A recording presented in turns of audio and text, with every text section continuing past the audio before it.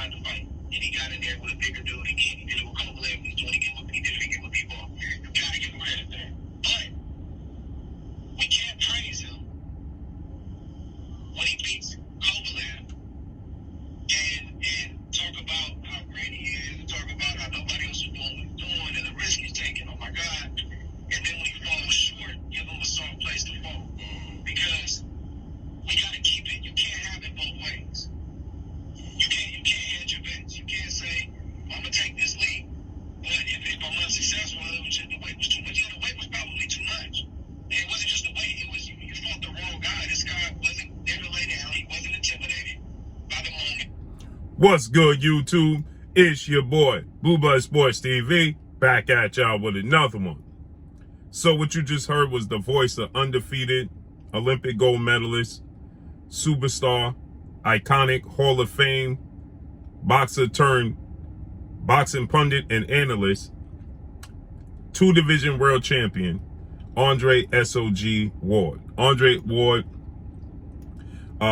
weighs in on the highly anticipated showdown that took place last weekend between undefeated WBA light heavyweight world champion Russian superstar boxer DMITRY Bivol, who is now 20 wins, no loss, and no draw, 10 wins by way of knockout, 11 wins by way of knockout, 31 years of age, 6 feet tall with a 72-inch arm reach, as he took on 4-division world champion, Mexican superstar boxer, who currently is the undisputed super middleweight world champion, widely considered by many to be the face of the sport of boxing, top 3, if not the #1 best pound-for-pound fighter in the world, in Saul Canelo Alvarez. Canelo Alvarez is 57 wins, 2 losses, 2 draws, 39 big wins by way of knockout, 31 years of age, 5'8" with a 72-inch arm reach. With that said, Canelo Alvarez has ventured up to light heavyweight already when he took on defeated Sergey Crusher Kovalev back in 2019, and he knocked out Kovalev in an 11th round to become the WBO light heavyweight world champion. So he's been there before, okay? DMITRY Bivol, he absolutely dominated Saul Canelo Alvarez, okay? And he used his skill set. Andre Ward, he said size may have been too much, right? He said, but ultimately, you know, it was the wrong guy. It was the skill set that played the biggest part, okay? And we can't give Canelo Alvarez credit because, see, now what people are saying is that Canelo Alvarez was too small, okay? He wasn't big enough, okay? The size was a major disadvantage. Well, it wasn't a major disadvantage when you knocked out Sergey Kovalev. And Canelo Alvarez has been in a size disadvantage as far as height and arm reach goes since he ventured past 160, and even at 160, okay?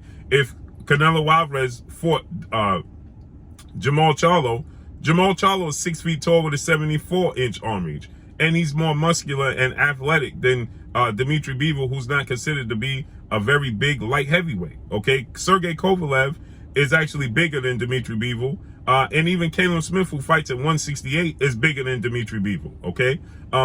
So with that said, they already have a built-in excuse. I told you guys leading up into the fight that what they were going to do was tell you that Canelo Alvarez was too small. They was already talking about the size advantage DMITRY Bivol had, as if they were in wow and awe of the size disadvantage when we already seen Canelo Alvarez at a disadvantage. Okay, we've seen this movie before. Okay, so with that said, you look at DMITRY Bivol and you look at Canelo Alvarez's fight with Caleb Smith, okay? If you look at the size disadvantage with Caleb Smith and DMITRY Bivol, the size disadvantage has always been there, okay?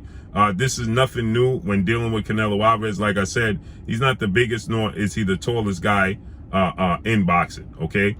So if you look at Sergey Kovalev, look at the size disadvantage. Sergey Kovalev was much bigger than Canelo Alvarez, and he knocked Sergey Kovalev out, okay? You look at the size disadvantage, Caleb Smith and Canelo Alvarez, okay? Caleb Smith is way bigger than Canelo Alvarez, right? And you look at DMITRY Bivol, he's more Canelo Alvarez's size, okay? So he's the smaller out of the three, and he beats him with skill, and everybody wants to tell you how much of the size disadvantage or the size advantage played a part in Canelo Alvarez losing. So Andre Ward is having none of it. You as a fighter, he took your best shot, he hit you back in the mouth. That's just what happened. Just let that just be what it is. We can't be. So listen, you see what he said. Just the way it was. So listen to what Andre Ward says. You fought the wrong guy. This guy wasn't there to lay down. He wasn't intimidated by the moment, by you as a fighter. He took your best shot, he hit you back in the mouth. That's just what happened. And let that just be what it is. We can't begin to take away, because now we're starting to take away from Bivol's performance and what he did and the kind of fighter he was, when we just say, oh, it's just the weight. It wasn't the weight with Kovalev. It wasn't too much then, but it's too much of Bivol. And they're also, and I'm talking about just media in general, they're putting out videos, of Kovalev sparring heavyweights. So you see what Andre Ward said. You just fought the wrong guy, period. He took everything that you had, and you had no answer for it, okay? Listen what Andre Ward had to say here. See, this is the thing. It's a built-in narrative and a built-in excuse when it comes to Canelo Alvarez. And then at the same time, he was outclassed by a boxer, right? DMITRY Bivol was able to dish it back. He was able to absorb what you gave out, but dish it back out. And that's what Canelo Alvarez was not used to. And he wasn't used to, the fans wasn't used to Canelo Alvarez not having his way, okay? Even with Kovalev boxing, being very tentative, boxing on the back foot, not throwing anything with conviction, just moving around the ring, right? He was looking to just pity pat his way to victory, okay? And so now listen what Andre Ward had to say about it. That's what Bivol did.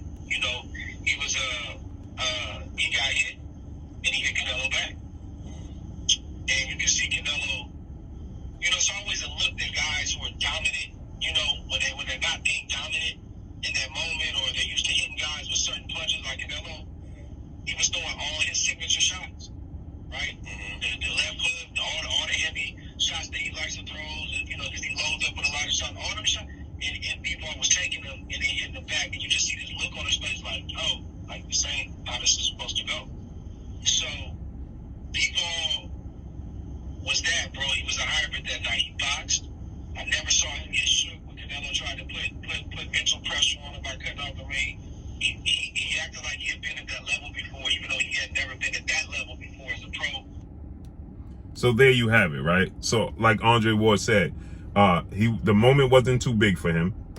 He was able to absorb Canelo Alvarez, what was Canelo Alvarez was dishing out, okay? And the bottom line is that DMITRY Bivol was a better boxer than people expected, okay? Like I told people, Canelo Alvarez choosing Bivol over Jamal Charlo and David Benavidez was a lateral move. Many people thought it was a cherry pick. I said it was a lateral move. DMITRY Bivol's a good fighter. And like Andre Ward goes on to say in this interview, is that he picked DMITRY Bivol and Artur Beterbiev, mainly DMITRY Bivol, to beat Canelo Alvarez.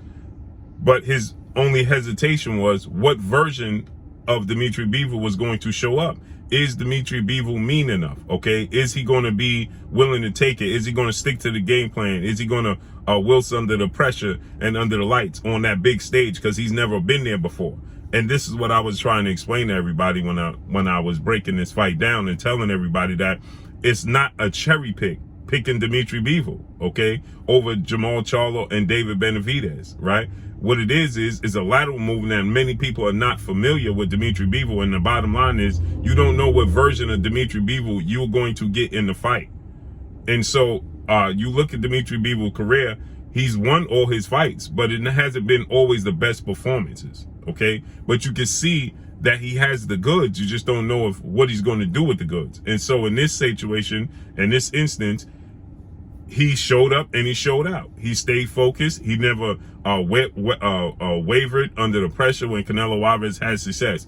When Canelo Alvarez hitting him with the uppercuts and the hooks, he never wavered. He stuck with the game plan.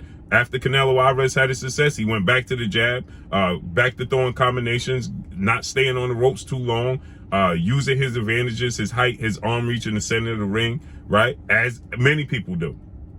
Okay, they're going to have Demetrius Boo Boo Andre is 6'1" with a 74-inch arm reach. He's going to have a major height and arm reach advantage. Jamal Charlo, like I said, is 6'1", 6 feet tall with a 74-inch arm reach. Okay. Even Caleb Plant, 6 feet tall, 6'1" with a 72, 73-inch arm reach, 74-inch arm reach. Everybody is bigger and taller than Canelo Alvarez. The difference is, are they going to wilt under the pressure and under the lights? Because Canelo Alvarez is going to put mental and physical pressure on you. Are they going to waver in those moments? Okay. Sergey Kovalev was winning the fight. He wavered. Okay. Caleb Plant was winning the fight. Then you can start to see where the tide started to turn, right? Where he started to fatigue. He started to give up ground. He started to stay in one position too long. Canelo Alvarez, he even admitted he was frustrated, okay? Erislandy Lara was winning the fight. This is not the first time you see a guy winning a fight against Canelo Alvarez. It's the first time you saw a guy stick to the game plan and see it through and follow it through outside of Floyd Mayweather and even Gennady Golovkin. So there you have it for all the people that's saying that the size was the biggest factor. And no, it was skill set, period. So there's talks that Canelo Alvarez wants a rematch with DMITRY Bivol at 168. DMITRY Bivol willing to go down to 168. I don't know how that's going to work out, seeing as though DMITRY Bivol has yet to get paid for this fight, and don't know if he's even going to get paid moving forward. So we got to see how that plays out and how that unfolds. I don't know why DMITRY Bivol would choose to go to 168, but he stated that he would take Canelo's belts at 168, seeing as though Canelo Alvarez is still the undisputed champion at 168. So he said that he's willing to take his belts at 168. So let's see how this unfolds and plays out moving forward. But that's all I got for y'all. Oh, but I got to attest to this one thing. Everybody was saying that Canelo Alvarez would beat and knock out and stop Andre Ward. See, he was riding a high of invincibility. And even Canelo, he stated that he thought he won this Bivol fight 7 rounds to 5. At worst, he thought it was even better than that. Okay? And you had all 3 judges score the fight identical, and they attempted to give it to Canelo Alvarez. First 4 rounds, you didn't even see 1 round to give to Bivol. Then everybody agreed that Canelo Alvarez dominated the 9th round where he didn't. Right? Because they attempted to give it to Canelo Alvarez. And Canelo Alvarez said the judges didn't do their part, which was, he felt, give him the benefit of the doubt. So imagine what happens at 168. But with that said, everybody started to ride a high and say that he could beat Andre Ward and knock out Andre Ward. Well, you see what he does with a big, strong, skilled, technically sound, fundamental boxer. It's not even close. Andre Ward is way meaner than Canelo Alvarez. Andre Ward has more power than DMITRY Bivol. He's way meaner than DMITRY Bivol. He's more skilled, more savvy than DMITRY Bivol. And he would have stopped Canelo Alvarez. When you saw Canelo Alvarez laying on the ropes and starting to fatigue, Andre Ward would have stopped Canelo Alvarez, and then the narrative would have been he was just too big for Canelo Alvarez. So that's all I got for y'all. Make sure you hit the like button. Drop a comment in the comment section. Let me know what y'all think. Y'all already know what it is. It's your boy Blue, Blue Blood Sports TV. Hate, like, comment, and subscribe. You haven't subscribed, hit the subscribe button, hit the like button, hit the bell icon to get all the new notifications. Follow me on Instagram at Blue Blood Sports TV, all one word. Y'all already know what it is. Shout out to the entire LDBC. Shout out to New Media. Shout out to Black Media Row. Make sure you like and share these videos. That's all I got for y'all. Peace.